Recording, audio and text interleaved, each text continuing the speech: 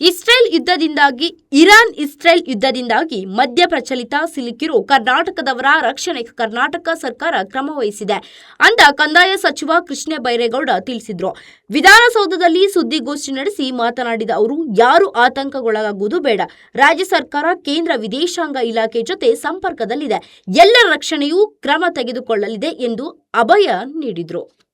ಶನಿವಾರದಿಂದಲೇ ಸಹಾಯವಾಣಿ ಪ್ರಾರಂಭ ಮಾಡಲಾಗಿದೆ. ಈವರೆಗೂ 109 ಜನ ಸಹಾಯವಾಣಿಗೆ ಕರೆ ಮಾಡಿದ್ದಾರೆ. ಈಗಾಗಲೇ ವಿದೇಶಾಂಗ ಇಲಾಖೆ ಮತ್ತು ದೆಹಲಿಯಲ್ಲಿರೋ ನಮ್ಮ ರೆಸಿಡೆನ್ಸಿ ಕಮಿಷನರ್ ಕೂಡ ಕೇಂದ್ರದ ಜೊತೆ ಸಂಪರ್ಕದಲ್ಲಿದ್ದಾರೆ ಅಂತ ಮಾಹಿತಿ ಕೂಡ ನೀಡಿದ್ರು. ಮದ್ಯ ಪ್ರಚಲಿತ ಸಿಲುಕಿರೋರಿಗೆ 3 ವಿಷಯಗಳ ಬಗ್ಗೆ ಆತಂಕ ಇದೆ. ನಮ್ಮನ್ನು ಹೇಗೆ ವಾಪಸ್ ಕರೆಸ್ತೀರಾ? ವಿಶೇಷ ವಿಮಾನದ ಮೂಲಕನ ಹೇಗೆ ಅಂತ ನಾವು ಕೇಂದ್ರ ಜೊತೆ ಮಾತನಾಡುತ್ತಿದ್ದೇವೆ. ಸದ್ಯ ಈಗ ಏರ್ ಟ್ರಾಫಿಕ್ ನಿಷೇಧ ಆಗಿದೆ. ಏರ್ ಟ್ರಾಫಿಕ್ ಕ್ಲೀನರ್ ಆದ ಕೂಡಲೇ ಕೇಂದ್ರ ಸರ್ಕಾರ ಹೇಗೆ ಕರೆಸುತ್ತದೆ? ನಮಗೆ ಮಾಹಿತಿ ಸಿಗುತ್ತದೆ. ಏರ್ ಟ್ರಾಫಿಕ್ ಕ್ಲೀನರ್ ಆಗುವವರೆಗೂ ತೆರವು ಕೆಲಸ ಆಗೋದಿಲ್ಲ. ಹೀಗಾಗಿ ಎಲ್ಲವೂ ಶಾಂತವಾಗಿ ಇರಬೇಕು ಅಂತ ಮನವಿ ಮಾಡಿದ್ರು. ಕದನ ವಿರಾಮ ಆದ ಕೂಡಲೇ ವಾಪಸ್ ಕರೆಸಲು ಕ್ರಮ ಆಗುತ್ತದೆ ಅಂತ ತಿಳಿಸಿದ್ರು. ಏರ್ಪೋರ್ಟ್ನಲ್ಲಿ ಸಿಲುಕಿರುವವರು ವೀಸಾ ವ್ಯವಸ್ಥೆ ಇದ್ರೆ ಸ್ಥಳೀಯ ರಾಯಭಾರಿ ಕಚೇರಿಗೆ ಅಥವಾ ನಿಮಗೆ ಕರೆ ಮಾಡಿದ್ರೆ ವೀಸಾ ವ್ಯವಸ್ಥೆ ಮಾಡಿಕೊಡಲಾಗುತ್ತದೆ ಅಂತ ತಿಳಿಸಿದ್ರು. ಇನ್ನು ಕರ್ನಾಟಕದವರು ವಾಪಸ್ ಬರೋವರೆಗೂ ಅಲ್ಲಿ ಆಗೋ ಖರ್ಚು ವೆಚ್ಚವನ್ನು ರಾಜ್ಯ ಸರ್ಕಾರವೇ ಅಭರಿಸಲಿದೆ. ಇದನ್ನು ನಾವು ಕೇಂದ್ರ ಸರ್ಕಾರದ ಮೂಲಕ ಮಾಡಬೇಕು. ಕೇಂದ್ರ ಸರ್ಕಾರ ಹಣವನ್ನು ಅಭರಿಸಿ ನಮಗೆ ಮಾಹಿತಿ ಕೊಟ್ಟರೆ ರಾಜ್ಯ ಸರ್ಕಾರ ಸಂಪೂರ್ಣವಾಗಿ ಹಣವನ್ನು ಅಭರಿಸಲಿದೆ ಅಂತ ಸ್ಪಷ್ಟಪಡಿಸಿದ್ರು. ನಿನ್ನೆ ಕೇಂದ್ರ ಸರ್ಕಾರ ಕ್ಯಾಬಿನೆಟ್ ಸಬ್ ಕಮ್ಯುನಿಟಿ ಸಭೆ ಮಾಡಿದ್ರೆ ಅಂದ್ರೆ ಯಾವುದೇ ಮಾಹಿತಿ ಕೊಟ್ಟಿಲ್ಲ. ಯುದ್ಧ ಇನ್ನೂ 1 ವಾರ ಆಗುವ ಮಾಹಿತಿ ಇದೆ. ಹೀಗಾಗಿ ಯಾರು ಆತಂಕಕ್ಕೆ ಒಳಗಾಗುವುದು ಬೇಡ. ರಾಜ್ಯ ಸರ್ಕಾರ ಸಂಪೂರ್ಣ ಸಹಕಾರ ಕೊಡಲಿದೆ. ಅಲ್ಲಿವರೆಗೂ ಎಲ್ಲರೂ ಶಾಂತಿಯಿಂದ ಇರಬೇಕು ಅಂತ ಮನವಿ ಮಾಡಿದ್ರು. ಮದ್ಯ ಪ್ರಚಲಿತ ಭಾಗದಲ್ಲಿ ಕೆಲಸ ಕರ್ನಾಟಕದವರು ಮಾಡ್ತಿರೋದು ಸ್ಥಳೀಯ ರಾಯಭಾರಿ ಕಚೇರಿಯಲ್ಲಿ ರಿಜಿಸ್ಟರ್ ಮಾಡಿಕೊಳ್ಳಿ. ಸ್ಥಳೀಯ ಆಡಳಿತ ಕೊಡುವ ನಿಯಮ ಪಾಲನೆ ಮಾಡಬೇಕು ಅಂತ ತಿಳಿಸಿದ್ರು. ಕರ್ನಾಟಕದ ನಿವಾಸಿಗಳು ಕೆಲವರು ಮಿಡ್ಲ್ ಈಸ್ಟಲ್ಲಿ ಟ್ರಾನ್ಸಿಟಲ್ಲಿ ಅಲ್ಲೇ ಸಿಕ್ಕಾಕ್ಕೊಂಡಿದ್ದಾರೆ. ಅವರು ಸ್ವಲ್ಪ ಆತಂಕದಲ್ಲಿದ್ದಾರೆ. ನಾವು ಹೇಗೆ ಮರಳುವುದು ಅನ್ನುವಂಥ ಪ್ರಶ್ನೆಯನ್ನು ಇಟ್ಕೊಂಡು ಅವರೆಲ್ಲರಿಗೂ ಕೂಡ ನಾನು ಸರ್ಕಾರದ ಪರವಾಗಿ ಆತಂಕಕ್ಕೆ ಒಳಗಾಗಬೇಕಾದಂಥ ಅವಶ್ಯಕತೆ ಇಲ್ಲ ಎಂದು ವಿಶ್ವಾಸವನ್ನು ತುಂಬುವಂಥ ಕೆಲಸ ಮಾಡಲಿಕ್ಕೆ ಬಯಸ್ತೇನೆ. ನಮ್ಮದು ಅವರಿಗೆ ಸ್ಪಂದನೆ ಮಾಡಲಿಕ್ಕೆ ಶನಿವಾರ ರಾತ್ರಿಯಿಂದನೇ ನಾವು ಹೆಲ್ಪ್ಲೈನನ್ನು ಚಾಲನೆ ಮಾಡಿದ್ದೇವೆ. ಈಗಾಗಲೇ ಸುಮಾರು 109 ಅಲ್ಲಿ ಸಿಲುಕಿಕೊಂಡಿರ್ತಕ್ಕಂಥವರು ನಮ್ಮ ಹೆಲ್ಪ್ಲೈನ್ಗೆ ಕರೆಯನ್ನು ಮಾಡಿ ಅವ್ರದ್ದು ಮಾಹಿತಿಯನ್ನು ನಮಗೆ ಕೊಟ್ಟಿದ್ದಾರೆ. 109 ನಿನ್ನೆಯೂ ಸಹ ನಾವು ಮುಖ್ಯಮಂತ್ರಿಗಳು ನಿನ್ನೆ ಬೆಳಿಗ್ಗೆ ಸೂಚನೆ ಕೊಟ್ಟ ನಂತರ ಮತ್ತಷ್ಟು ಜಾಗೃತರಾಗಿ ನಮ್ಮ ವಿಪತ್ತು ನಿರ್ವಹಣೆ ಪ್ರಧಾನ ಕಾರ್ಯದರ್ಶಿಗಳು ಆಯುಕ್ತರಿಂದ ಹಿಡಿದು ನಮ್ಮಲ್ಲಿ ಸ್ಟೇಟ್ ಎಮರ್ಜೆನ್ಸಿ ಆಪರೇಷನ್ ಸೆಂಟರ್ ಅಂತ ಇದೆ, SCOC, ಅವರು ಶನಿವಾರ ರಾತ್ರಿಯಿಂದನೇ ನಾವು ಆ್ಯಕ್ಟಿವ್ ಆಗಿ ಕೆಲಸ ಮಾಡ್ತಾ ಇದ್ದೇವೆ. ಹಾಗೂ ಭಾರತ ಸರ್ಕಾರದ ಜೊತೆಗೆ ಅಂದರೆ ಮಿನಿಸ್ಟ್ರಿ ಆಫ್ ಎಕ್ಸ್ಟರ್ನಲ್ ಅಫೇರ್ಸ್ ಅವರ ಜೊತೆಗೆ ಪ್ರತಿನಿತ್ಯ ಸಂಪರ್ಕವನ್ನು ಇಟ್ಕೊಂಡು ಯಾವ ಜನ ನಮ್ಮವರು ಸಿಕ್ಕಾಕ್ಕೊಂಡಿದ್ದಾರೆ ಭಾರತ ಸರ್ಕಾರದ ಮುಖಾಂತರ ಅವರನ್ನು ತಲುಪುವಂಥ ಪ್ರಯತ್ನವನ್ನು ಮಾಡ್ತಾ ಇದ್ದೇವೆ. ದೆಹಲಿಯಲ್ಲಿ ಇರ್ತಕ್ಕಂಥ ನಮ್ಮ ರೆಸಿಡೆಂಟ್ ಕಮಿಷನರ್ ಅವರು ಸಹ ministry of external affairs Delhi ಜೊತೆಗೆ ಪ್ರತಿನಿತ್ಯ ಸಂಪರ್ಕದಲ್ಲಿ ಇಟ್ಕೊಂಡು ಅವರು ದೆಹಲಿಯಿಂದ ನಮ್ಮ ಕರ್ನಾಟಕದ ನಿವಾಸಿಗಳ ರಕ್ಷಣೆಗೆ ಅವರು ಕೋಆರ್ಡಿನೇಷನನ್ನು ಮಾಡ್ತಾ ಇದ್ದಾರೆ. ಈಗ 3 ವಿಷಯಗಳಲ್ಲಿ ಸ್ವಲ್ಪ ಕರೆ ಮಾಡಿದಂಥವರು ನಮಗೆ ಪ್ರಶ್ನೆಗಳನ್ನು ಕೇಳ್ತಾ ಇದ್ದಾರೆ. ಬಹುಶಃ 3 ವಿಷಯದಲ್ಲಿ ಸ್ವಲ್ಪ ಆತಂಕ ಇರಬಹುದು ಅವರಿಗೆ. ಒಂದನೇದು, ಎಲ್ಲರೂ ಕೇಳ್ತಾ ಇರ್ತಕ್ಕಂಥದ್ದು, ನಮಗೆ ಅಲ್ಲಿಂದ ವಾಪಸ್ಸು ಕರ್ನಾಟಕಕ್ಕೆ ಬರೋದಕ್ಕೆ ವಿಶೇಷ ವಿಮಾನ ಆಗಲಿ ಅಥವಾ ಬೇರೆ ಮುಖಾಂತರ ಆಗಲಿ ಅವರ ವಾಪಸ್ಸು ಪ್ರವಾಸದ ಬಗ್ಗೆ ಕೇಳ್ತಾ ಇದ್ದಾರೆ. ಅಂದರೆ ನಮ್ಮನ್ನು ರೆಸ್ಕ್ಯೂ ಫ್ಲೈಟ್ಸು ಅಥವಾ ಸ್ಪೆಷಲ್ ಫ್ಲೈಟ್ ಏನಾದರೂ ಮಾಡ್ತಾ ಇದ್ದೀರಾ ಅಂತ ಕೇಳ್ತಾ ಇದ್ದಾರೆ. ಇದನ್ನು ನಾವು ಕೇಂದ್ರ ಸರ್ಕಾರದ ಜೊತೆಗೆ ಅವರನ್ನು ಕೇಳಿದ್ದೇವೆ. ಕೇಂದ್ರ ಸರ್ಕಾರದವರು ಅಲ್ಲಿ ಸದ್ಯಕ್ಕೆ ಏರ್ ಟ್ರಾಫಿಕ್ ಅಲೌಡ್ ಇಲ್ಲದೆ ಇರೋದರಿಂದ, ನಿಷೇಧ ಮಾಡಿರೋದ್ರಿಂದ ಯಾವುದೇ ವಿಮಾನ ಅಲ್ಲಿ ಈಗ ಹಾರಾಟ ಮಾಡಲಿಕ್ಕೆ ಸಾಧ್ಯ ಇಲ್ಲ. ಸೊ ಆ ಸಂದರ್ಭದಲ್ಲಿ ರೆಗ್ಯುಲರ್ ಫ್ಲೈಟ್ ಆಗಲಿ ವಿಶೇಷ ವಿಮಾನ ಆಗಲಿ ಸದ್ಯಕ್ಕೆ ಅಲ್ಲಿಂದ ಹೊರಡಲಿಕ್ಕೆ ಅವಕಾಶ ಇಲ್ಲ. ಆದರೆ ಏರ್ ಟ್ರಾಫಿಕ್ಕು ಕ್ಲಿಯರ್ ಆದ ಕೂಡಲೇ ಏರ್ ಟ್ರಾಫಿಕ್ಕು ಸದ್ಯಕ್ಕೆ ಏನು ನಿಷೇಧವಾಗಿದೆ ಆ ನಿಷೇಧವನ್ನು ತೆರವು ಮಾಡಿ ವಿಮಾನ ಹಾರಾಟಕ್ಕೆ ಅವಕಾಶ ಆದ ಕೂಡಲೇ ಕೇಂದ್ರ ಸರ್ಕಾರದವರು ವಿಶೇಷ ವಿಮಾನ ಆಗಲಿ ಅಥವಾ ರೆಗ್ಯುಲರ್ ಫ್ಲೈಟ್ಸ್ ಏನಿದ್ದಾವೆ ಏರ್ಲೈನ್ಸ್ ಅವುಗಳ ಮುಖಾಂತರ ವಾಪಸ್ಸು ಪ್ರಯಾಣಕ್ಕೆ ವ್ಯವಸ್ಥೆ ಮಾಡುವಂಥ ವಿಚಾರ ಕೇಂದ್ರ ಸರ್ಕಾರ ಮಾಡ್ತಾ ಇದೆ. ಸೊ ಆದರೆ ಅವೆಲ್ಲವೂ ಸಾಧ್ಯ ಯಾವಾಗ ಅಂದರೆ ಸದ್ಯಕ್ಕೆ ವಿಮಾನಯಾನ ಏನು ನಿಷೇಧ ಆಗಿದೆ ಆ ನಿಷೇಧ ತೆರವುಗೊಂಡ ಕೂಡಲೇ ರಿಟರ್ನ್ ಬಗ್ಗೆ ಮಾಹಿತಿಯನ್ನು ನೀಡಲಾಗುವುದು. ಸೊ ಅಲ್ಲಿಯವರೆಗೆ ಶಾಂತವಾಗಿ ಇರಬೇಕು ಅಂತ ನಾನು ಮನವಿ ಮಾಡ್ತೇನೆ. ಅದು 1 ವಾರ ಆಗ್ಬೋದು, 4 ದಿನ ಆಗ್ಬೋದು, ಅಥವಾ 10 ದಿನ ಆಗ್ಬೋದು. ಎಲ್ಲಿಯವರೆಗೂ ಕದನ ವಿರಾಮ ಆಗೋದಿಲ್ಲ ಅಲ್ಲಿಯವರೆಗೂ ಸಹ ವಿಮಾನಯಾನಕ್ಕೆ ಈ ಪ್ರದೇಶ ಸೂಕ್ತ ಅಲ್ಲ. ಆ ಮಧ್ಯದಲ್ಲಿ ಏನಾದರೂ ವಿಮಾನಯಾನ ಮಾಡಲಿಕ್ಕೆ ಹೋದರೆ ಆ ವಿಮಾನಕ್ಕೆ ಗಂಡಾಂತರ ಒದಗಿ ಬರಬಹುದು. ಆ ಕಾರಣದಿಂದ ಕದನದಲ್ಲಿ ವಿರಾಮ ಬರುವವರಿಗೆ, ವಿಮಾನ ಹಾರಾಟ ಮತ್ತೆ ಆರಂಭ ಆಗುವವರೆಗೆ ತಾಳ್ಮೆಯಿಂದ ಸಹಕರಿಸಬೇಕು. ಅದು ಅವಕಾಶ ಸಿಕ್ಕ ಕೂಡಲೇ ರಿಟರ್ನ್ಗೆ ಏನು ಅನ್ನುವಂಥದ್ದನ್ನು ಭಾರತ ಸರ್ಕಾರದವರ ಜೊತೆಗೆ ಮಾತನಾಡಿ ನಾವು ನಮ್ಮ ಕರ್ನಾಟಕದ ನಿವಾಸಿಗಳಿಗೆ ಮಾಹಿತಿಯನ್ನು ಕೊಡ್ತೇವೆ. ಇದು ಮೊದಲನೇ ವಿಷಯ, ರಿಟರ್ನ್ ಬಗ್ಗೆ ಕೇಳ್ತಾ ಇರ್ತಕ್ಕಂಥದ್ದು. ಎರಡನೇದು, ಕೆಲವರು ಅಲ್ಲಿ ವಿಮಾನ ನಿಲ್ದಾಣಕ್ಕೆ ಬಂದು ಇಳಿದು ಮುಂದೆ ನಮ್ಮ ಕರ್ನಾಟಕಕ್ಕೆ ಬರುವಂಥ ವಿಮಾನ ಅಲ್ಲಿಂದ ಟೇಕ್ ಆಫ್ ಆಗದೆ ಮಧ್ಯದಲ್ಲಿ ವಿಮಾನ ನಿಲ್ದಾಣದಲ್ಲಿ ಸಿಕ್ಕಾಕೊಂಡಿದ್ದೇವೆ ಅನ್ನುವಂಥದ್ದು ಎರಡನೇ ಸಮಸ್ಯೆ. ಅವರಿಗೆ ಪರಿಹಾರ ಏನಂದರೆ, ನಮ್ಮಲ್ಲಿ ಸ್ಟೇಟ್ ಎಮರ್ಜೆನ್ಸಿ ಆಪರೇಷನ್ ಸೆಂಟರ್ ನಾವು ಈಗಾಗಲೇ ಆ್ಯಕ್ಟಿವೇಟ್ ಮಾಡಿದ್ದೇವೆ. ಅವ್ರದ್ದು ಕಾಂಟ್ಯಾಕ್ಟ್ ನಂಬರು 08022340676 ಅಥವಾ 22253707 ಕೊಡ್ತೇನೆ ನಿಮಗೆ.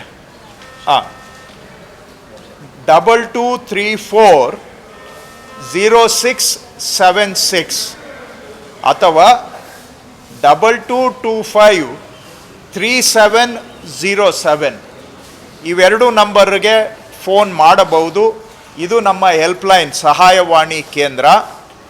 ಯಾರಾದರೂ ಏರ್ಪೋರ್ಟಲ್ಲಿ ನಾವು ಮಧ್ಯದಲ್ಲಿ ಬಂದು ಸಿಕ್ಕಾಕ್ಕೊಂಡಿದ್ದೇವೆ ಅಂದರೆ ಬಹುಶಃ ದುಬೈ ಏರ್ಪೋರ್ಟ್ನಲ್ಲಿದ್ದಾರೆ ಅಥವಾ ಬಹರೀನ್ ಏರ್ಪೋರ್ಟ್ನಲ್ಲಿ ಇದ್ದಾರೆ. ಇಲ್ಲಿವರೆಗೂ ನಮಗೆ ಜಾಸ್ತಿ ಕರೆಗಳು ಬಂದಿರೋದು ಈ 2 ಏರ್ಪೋರ್ಟಿಂದನೇ. ಆ ಏರ್ಪೋರ್ಟ್ನಲ್ಲಿ ಸಿಕ್ಕಾಕ್ಕೊಂಡಿದ್ದೇವೆ, ಇಲ್ಲಿಗೆ ಕನೆಕ್ಟಿಂಗ್ ಫ್ಲೈಟು ಟೇಕ್ ಆಫ್ ಆಗ್ತಾ ಇಲ್ಲ, ಏರ್ಪೋರ್ಟ್ನಲ್ಲಿ ಸೌಲಭ್ಯ ಇಲ್ಲ, ಆದರೆ ನಮಗೆ ಹೊರಗಡೆ ಹೋಗಲಿಕ್ಕೆ ವೀಸಾನೂ ಕೂಡ ಇಲ್ಲ. ಈ ಸಮಸ್ಯೆ ಇದ್ದಲ್ಲಿ ನಮಗೆ ಈ ಕಾಲ್ ಸೆಂಟರ್ಗೆ ಫೋನ್ ಮಾಡಿದರೆ ನಾವು ಈ ಮಾಹಿತಿಯನ್ನು ministry of external affairs government of ಇಂಡಿಯಾದವ್ರಿಗೆ ಕೊಟ್ಟು ಅವರಿಂದ ಲೋಕಲ್ ಎಂಬಸಿಗೆ ಕಳಿಸ್ಕೊಟ್ಟು ಲೋಕಲ್ ಎಂಬಸಿಯವ್ರ ಕಡೆಯಿಂದ ಅವ್ರಿಗೆ ಕಾಂಟ್ಯಾಕ್ಟ್ ಮಾಡಿಸಿ ಲೋಕಲ್ ವೀಸಾ ಸಿಗೋದಕ್ಕೆ ಅವರಿಗೆ ಅನುಕೂಲ ಮಾಡಿಕೊಡಲಿಕ್ಕೆ ಅವಕಾಶ ಮಾಡಿದ್ದೇವೆ. ಸೊ ಇನ್ನೊಂದು ಬಾರಿ ರಿಪೀಟ್ ಮಾಡೋದಾದರೆ, ಈ ಮಾಹಿತಿಯನ್ನು ನಾವು ಯಾರು ಎಲ್ಲಿ ಸಿಕ್ಕಾಕ್ಕೊಂಡಿದ್ದಾರೆ ಅನ್ನೋದನ್ನು ಗೌರ್ಮೆಂಟ್ ಆಫ್ ಇಂಡಿಯಾಗೆ ಕೊಟ್ಟು ಅವರು ಲೋಕಲ್ ಎಂಬಸಿಗೆ ತಲುಪಿಸಿ ಲೋಕಲ್ ಎಂಬಸಿನವರು ಆ ಸ್ಟ್ಯಾಂಡರ್ಡ್ ಇರುವಂತಹ ಪ್ರವಾಸಿಗರನ್ನು ಸಂಪರ್ಕ ಮಾಡಿ ಅವರಿಗೆ ಲೋಕಲಲ್ಲಿ ವೀಸಾ ಕೊಟ್ಟು ಏರ್ಪೋರ್ಟಿಂದ ಹೊರಗಡೆ ಬರಲಿಕ್ಕೆ ಸಹಾಯವನ್ನು ಮಾಡ್ತಾರೆ, ಸಪೋರ್ಟನ್ನು ಕೊಡ್ತಾರೆ. ಇದು ಎಲ್ಲ ಲೋಕಲ್ ಎಂಬಸಿಗಳಿಗೆ ನಾವು ಸೂಚನೆಯನ್ನು ಭಾರತ ಸರ್ಕಾರದವರು ಕೊಟ್ಟಿದ್ದಾರೆ.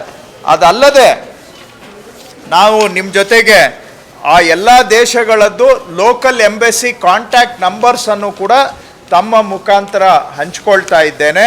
Israel, Iran, Saudi Arabia, UAE, Qatar, Bahrain, Jordan, Oman, Iraq, Kuwait, Palestine ಇಷ್ಟೂ ದೇಶಗಳಲ್ಲಿ ನಮ್ಮ ಎಂಬಸಿ ನಂಬರ್ಸನ್ನು ತಮಗೆ ಕೊಡ್ತೇವೆ. ಸೊ ಅಲ್ಲಿ ಯಾರಾದರೂ ಸಿಕ್ಕಾಕೊಂಡಿದ್ರೆ ದಯವಿಟ್ಟು ನೇರವಾಗಿ ಸ್ಥಳೀಯ ಎಂಬಸಿಯನ್ನು ಕಾಂಟ್ಯಾಕ್ಟ್ ಮಾಡ್ಬೋದು. ನಮಗೆ ಕರೆ ಕೊಟ್ಟರೆ ನಾವು ಗೌರ್ಮೆಂಟ್ ಆಫ್ ಇಂಡಿಯಾ ಮುಖಾಂತರ ಅವ್ರಿಗೆ ಮಾಹಿತಿ ಕಳಿಸ್ಕೊಡ್ತೇವೆ.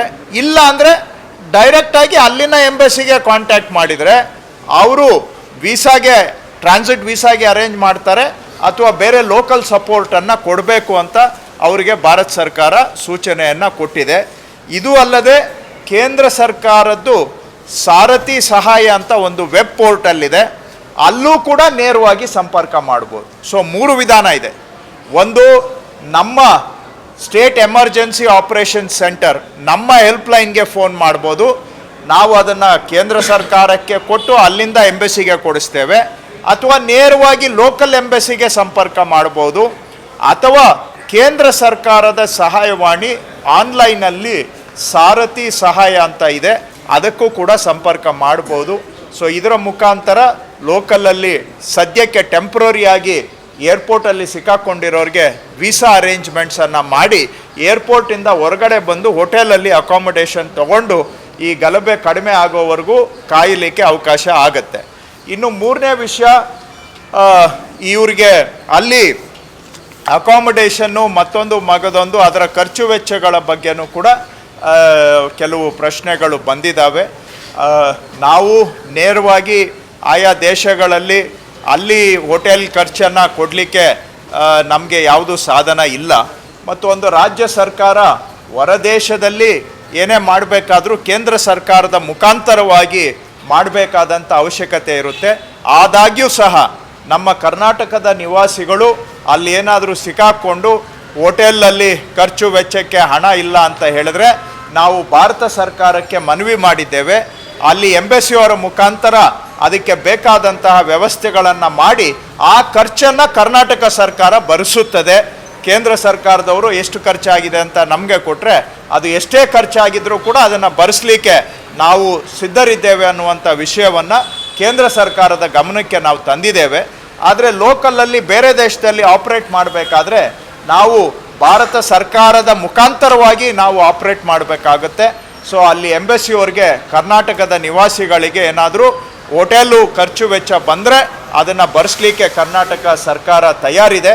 ಅದನ್ನು ಎಂಬಸಿ ಮುಖಾಂತರ, ಗೌರ್ಮೆಂಟ್ ಆಫ್ ಇಂಡಿಯಾ ಮುಖಾಂತರ ನಮಗೆ ಬಂದರೆ ಆ ಖರ್ಚು ವೆಚ್ಚವನ್ನು ಕೂಡ ಕರ್ನಾಟಕ ಸರ್ಕಾರ ಭರಿಸಲಿಕ್ಕೆ ಸಿದ್ಧವಾಗಿದೆ ಅನ್ನುವಂಥದ್ದು ವಿಷಯ.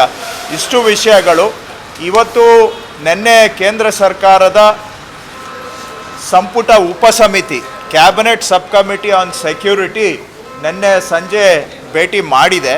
ಆದರೆ ಅವರು ಇನ್ನೂವರೆಗೂ ಕೂಡ ಏನು ಅಧಿಕೃತವಾಗಿ ನಮಗೆ ಯಾವುದೇ ಪಬ್ಲಿಕ್ಕಿಗೆ ಇನ್ಫಾರ್ಮೇಷನ್ ಕೊಟ್ಟಿಲ್ಲ. ನಮಗೂ ಕೂಡ ಇನ್ನೂ ಇನ್ಫಾರ್ಮೇಷನ್ ಏನು ಕೊಟ್ಟಿಲ್ಲ, ಏನು ತೀರ್ಮಾನ ಆಗಿದೆ ಅಂತ. ನಾವು ಕೂಡ ಸುದ್ದಿ ಮಾಧ್ಯಮದ ಮುಖಾಂತರ, ಬೇರೆ ಬೇರೆ ದೇಶಗಳ ಸುದ್ದಿ ಮಾಧ್ಯಮದ ಮುಖಾಂತರ ತಿಳಿದು ಬಂದ ಹಾಗೆ ಇನ್ನೂ 1 ವಾರದಷ್ಟು ಈ ಕದನ ಮುಂದುವರಿಯುವ ಸಾಧ್ಯತೆ ಇದೆ ಅನ್ನುವಂಥದ್ದು. ಸೊ ನಾವು ನಮ್ಮ ಕರ್ನಾಟಕದ ನಿವಾಸಿಗಳು ಹೊರಗಡೆ ಎಲ್ಲಿ ಸಿಕ್ಕಾಕೊಂಡಿದ್ದಾರೆ ಅವರ ನೆರವಿಗೆ ನಾವು ಎಲ್ಲ ಪ್ರಯತ್ನವನ್ನು ಮಾಡ್ತಾ ಇದ್ದೇವೆ. ಏತನ್ಮಧ್ಯೆ ಯಾರೂ ಆತಂಕಕ್ಕೆ ಒಳಗಾಗಬಾರದು. ಆತಂಕದಿಂದ ಏನೂ ಸಾಧನೆ ಮಾಡಲಿಕ್ಕೆ ಆಗೋದಿಲ್ಲ. ಇದು ಅನಿರೀಕ್ಷಿತ ಒಂದು ಘಟನೆ. ಇದರಲ್ಲಿ ನಿಮ್ಮ ಸರ್ಕಾರ ನಿಮ್ಮ ಜೊತೆಗೆ ನಿಂತಿದೆ. ನಾವು ನಮ್ಮ ಎಲ್ಲ ಶಕ್ತಿಯನ್ನು ಪ್ರಯೋಗ ಮಾಡಿ ನಿಮಗೆ ಸಕಾಲದಲ್ಲಿ ನೆರವನ್ನು ಕೊಡುವಂಥದ್ದು ನಮ್ಮ ಜವಾಬ್ದಾರಿ ಇದೆ. ಆ ಕೆಲಸವನ್ನು ನಿಮ್ಮ ಸರ್ಕಾರ ಭಾಳ ಜವಾಬ್ದಾರಿಯುತವಾಗಿ ಮಾಡ್ತಾ ಇದೆ. ಆದರೆ ಅವಕಾಶ ಸಿಗುವವರೆಗೆ ಎಲ್ಲರೂ ಕೂಡ ಶಾಂತಿಯಿಂದ ಇರಬೇಕು ಅಂತ ನಾನು ಮನವಿಯನ್ನು ಮಾಡ್ತಾ ಇದ್ದೇನೆ. ನಮ್ಮ ಹೆಲ್ಪ್ಲೈನ್ ಜೊತೆ ಸಂಪರ್ಕ ಇಟ್ಕೊಳ್ಳಿ. ಅದು ಏನೇ ಸಮಸ್ಯೆ ಇದ್ದರೂ ಅದಕ್ಕೆ ಸ್ಪಂದಿಸ್ತಕ್ಕಂಥ ಕೆಲಸ ಭಾರತ ಸರ್ಕಾರದ ಸಹಾಯದಿಂದ, ಭಾರತ ಸರ್ಕಾರದ ಮುಖಾಂತರ ನಾವು ನಿರಂತರವಾಗಿ ಅದನ್ನು ಮಾಡ್ತಾ ಇದ್ದೇವೆ. ಇದೂ ಅಲ್ಲದೆ ಡಿಸ್ಟ್ರಿಕ್ಟ್ ಲೆವೆಲ್ ಹೆಲ್ಪ್ಲೈನನ್ನು ಕೂಡ ನಾವು ಆ್ಯಕ್ಟಿವೇಟ್ ಮಾಡಿದ್ದೇವೆ ಪ್ರತಿ ಜಿಲ್ಲೆಗೆ. ಬಟ್ ಸ್ಟೇಟ್ ಹೆಲ್ಪ್ಲೈನು ಕೋಆರ್ಡಿನೇಟ್ ಮಾಡ್ತಾ ಇದೆ. ಡಿಸ್ಟ್ರಿಕ್ಟ್ ಹೆಲ್ಪ್ಲೈನು ಬಹುಶಃ ಅವಶ್ಯಕತೆ ಬರೋದಿಲ್ಲ. ಆದರೆ ಎಲ್ಲ ಡಿ ಸಿಗಳಿಗೆ ನಾವು ಸೂಚನೆ ಕೊಟ್ಟಿದ್ದೇವೆ. ಆ ಜಿಲ್ಲೆಯವರು ಯಾರ್ಯಾರು ಎಲ್ಲೆಲ್ಲಿ ಸ್ಟ್ಯಾಂಡರ್ಡ್ ಇದ್ದಾರೆ ಅವ್ರ ಜೊತೆ ಕೋಆರ್ಡಿನೇಷನ್ ಮಾಡಬೇಕು ಅಂತಲೂ ಕೂಡ ನಾವು ಸೂಚನೆಯನ್ನು ಕೊಟ್ಟಿದ್ದೇವೆ. ಒಟ್ಟಾರೆ ಸರ್ಕಾರ ಶನಿವಾರ ರಾತ್ರಿಯಿಂದನೇ ಎಚ್ಚೆತ್ತುಕೊಂಡು ಇವರನ್ನು ಎಲ್ಲೆಲ್ಲಿ ಇದ್ದಾರೆ ಅವ್ರಿಗೆ ನೆರವಿಗೆ ಈ ಸಂದರ್ಭದಲ್ಲಿ ಏನು ಮಾಡಲಿಕ್ಕೆ ಸಾಧ್ಯ ಅದನ್ನು ಸರ್ಕಾರ ನಿರಂತರವಾಗಿ ಮಾಡ್ತಾ ಇದೆ. ನಾನು ಡೆಲ್ಲಿ ನಮ್ಮ ರೆಸಿಡೆಂಟ್ ಕಮಿಷನರು, ನಮ್ಮ ಪ್ರಿನ್ಸಿಪಲ್ ಸೆಕ್ರೆಟರಿ ಅವರು ಡೈಲಿ ನಾವು ವಿಡಿಯೋ ಕಾನ್ಫರೆನ್ಸ್ ಮುಖಾಂತರ ನಿನ್ನೆ ಇವತ್ತು ನಿರಂತರ ಸಂಪರ್ಕದಲ್ಲಿ ಇದ್ದೇವೆ. ಸೆಂಟ್ರಲ್ ಗೌರ್ಮೆಂಟ್ ಜೊತೆಗೂ ಕೋಆರ್ಡಿನೇಷನ್ ಮಾಡ್ತಾ ಇದ್ದೇವೆ. ಆದರೆ ಇವಾಗ ಎವ್ಯಾಕ್ಯುವೇಷನ್ ಯಾವಾಗ ಮಾಡ್ಬೋದು ಅನ್ನೋದಕ್ಕೆ ಸೆಂಟ್ರಲ್ ಗೌರ್ಮೆಂಟಿಂದ ಇನ್ನೂ ಸ್ಪಷ್ಟ ಉತ್ತರ ಇಲ್ಲ. ಯಾಕಂದರೆ ಕದನ ನಡೀತಾ ಇರೋದರಿಂದ ಅದು ಸ್ಪಷ್ಟತೆ ಬಂದ ಕೂಡಲೇ ಮುಂದಿನ ಯೋಜನೆನೂ ನಾವು ರೆಡಿ ಮಾಡ್ಕೊಂಡಿದ್ದೇವೆ. ಎವ್ಯಾಕ್ಯುವೇಷನ್ ಸ್ಟಾರ್ಟ್ ಆದ ತಕ್ಷಣ ಏನು ಮಾಡಬೇಕು ಅನ್ನೋದು ನಮ್ಮ ಹತ್ರ ಪ್ಲ್ಯಾನ್ ಇದೆ. ಆದರೆ ಅದು ಈಗ ನಾನು ಅದ್ರ ಬಗ್ಗೆ ಮಾತಾಡಲಿಕ್ಕೆ ಹೋಗೋದಿಲ್ಲ. ಯಾಕಂದರೆ ಎವ್ಯಾಕ್ಯುವೇಷನ್ಗೆ ಬಂದಾಗ ಅದನ್ನು ನಾವು ರೆಡಿ ಮಾಡ್ಕೊಂಡಿದ್ದೇವೆ. ಈಗ ಆಲ್ರೆಡಿ ಆ ಎವ್ಯಾಕ್ಯುವೇಷನ್ ಪ್ಲ್ಯಾನನ್ನು ಕೂಡ ಇಂಪ್ಲಿಮೆಂಟ್ ಮಾಡ್ತೇವೆ.